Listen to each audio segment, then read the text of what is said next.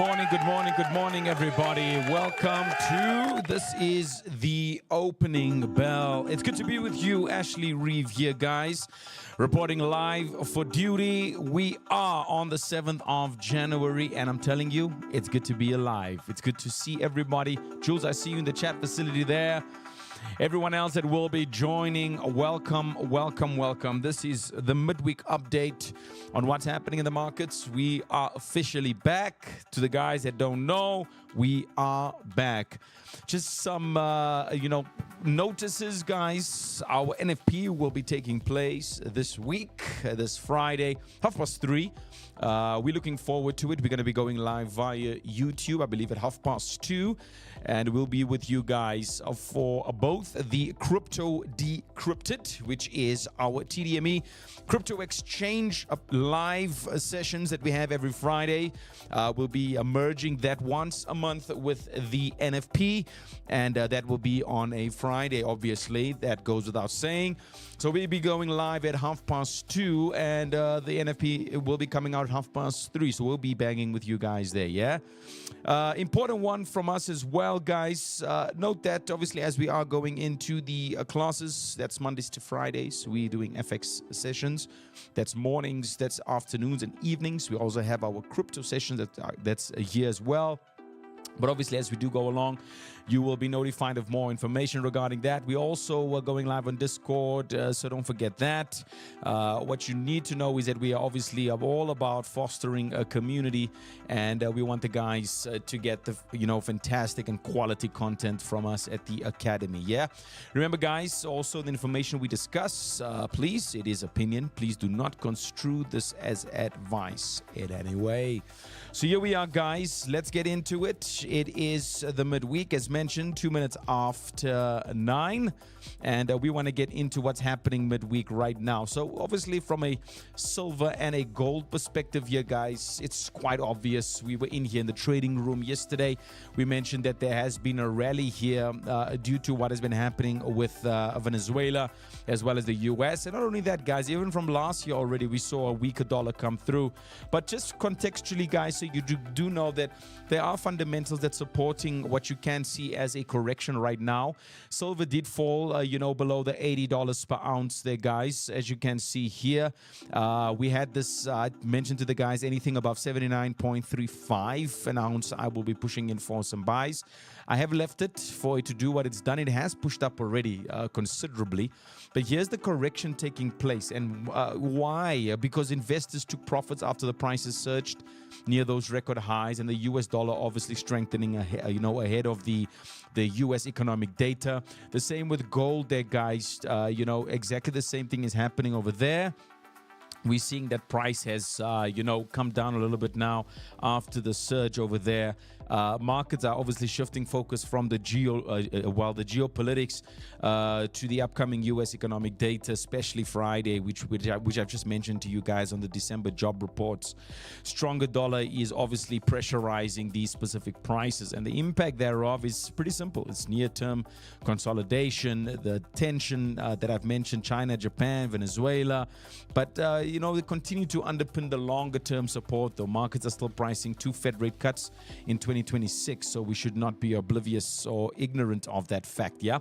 So we're seeing the correction, classic textbook technical 101, correction taking place after the high. Nothing to stress about here if you are holding those longs over there. So we are anticipating price to possibly go a little bit deeper, possibly. Remember, this is a structure here, so this is just part of it, possibly higher low there at 44.04, and then a push up again. It could come even earlier. We could have an earlier support level at 4415. All right, anything deeper, obviously, guys, that could be because of the NFP on Friday. So we're gonna hang back a little bit, see what's happening. You can see it's already happened here, guys. Look at that. So if we do get a further push to the downside, that's just a deeper correction, but we're still anticipating price to push to the upside. We're also checking out the AUD USD, guys. We did see the Aussie dollar rise to about 67 cents there, guys, on the dollar.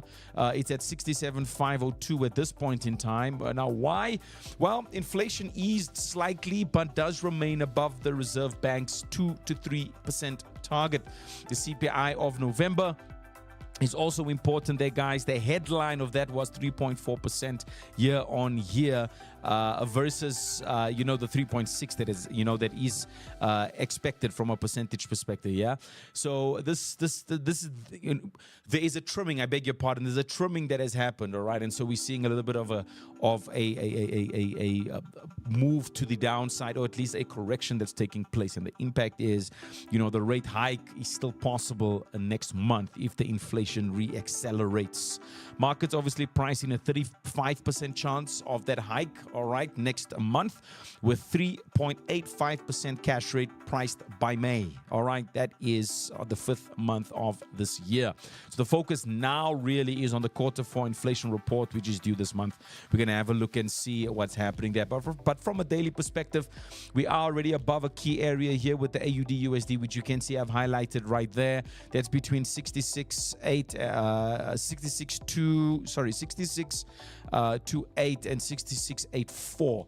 So price is currently above that key area. We're still anticipating the upside to come. So this is just a bit of a short-term delay here, if I can put it that way. But it's a classic technical textbook movement here. All right, guys. Also, guys, we want to look at the USD JPY as well. We mentioned this in the trading room yesterday. Mentioned to the guys, anything that dips below 155.734 is something that Ash is going to look at there for a short-term short. Now, the yen, guys, did weaken a little bit. The rising China-Japan tension after Beijing imposed export controls on military use goods has seen that tension, grow and inflate a little bit over there. So limited currency impact from U.S.-Venezuela developments on this side here. But the impact is that the yen, weakness continues despite the expectations that the Bank of Japan may hike those rates further this year, which is something that we had mentioned. Yeah, the Bank of Japan does maintain the confidence of that wage price growth cycle from an economic standpoint. So we are seeing the yen still strengthening a little bit. I'm not seeing that China tension really pan out right now. This is all short term. So anything below 155.734 is definitely going to be a key area for me personally. You guys, obviously, as you get into the classes, you will know that, guys, we do teach and educate our guys to make a more informed decision, an independent decision at that. And so you'll understand why I would want to look at this from, dipping below possibly to 154. But then I would wait then to see what's happening, all right? Because the higher time frame still suggests that this is just a consolidated movement after the high at 162, sorry. This is just a correction that's taking place. So that's why I'm saying this is short term. This is not us going all the way down to 147. That is unrealistic at this point in time, all right? If something like that happens, it's going to be because there's a lot of, background pressure that's happening. But if the hike rate or the rate hike does come, then obviously we are going to look at a much lower level, possibly around here, at around 150. That could be the area that we look at if with that rate hike. But right now, at this point in time, it's just possibly to the 154, and that will be that.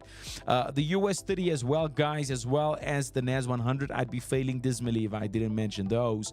The US stock futures were little changed. The prior session saw record highs. The Dow surged, guys, close to about 1% there.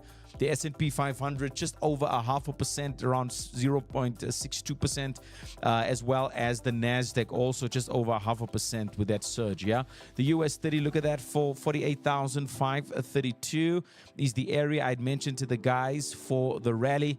We did see it go up 2 consecutive days now. The Nas has just gone into the buy zone, so I'm pretty amped about that one. I'm now waiting for the entry zone to come through, and the entry zone for me, because this is the buy zone right there. It's currently in the buy zone. I'm now waiting for the entry zone, which is above 25,704 points.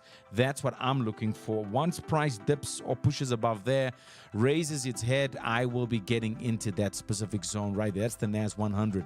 All right, that's going to be a critical point. And now, why did the surge happen, guys? Expectations of multiple Fed cuts. is supporting the earnings outlook, so be on the lookout for that. We will chat about that as we do go along. Strong sector performance from tech and materials has also been the other reason, and then obviously the impact is semiconductors outperformed. Companies like Micron, TI, Analog Devices, NXP all surged.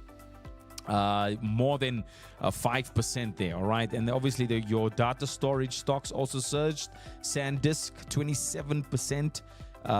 That's a lot, guys. Western Digital 16%, Seagate 14%, and obviously Nvidia CEO confirmed strong China demand for the H200 AI chips. So this is really a positive midweek update here on what we are experiencing.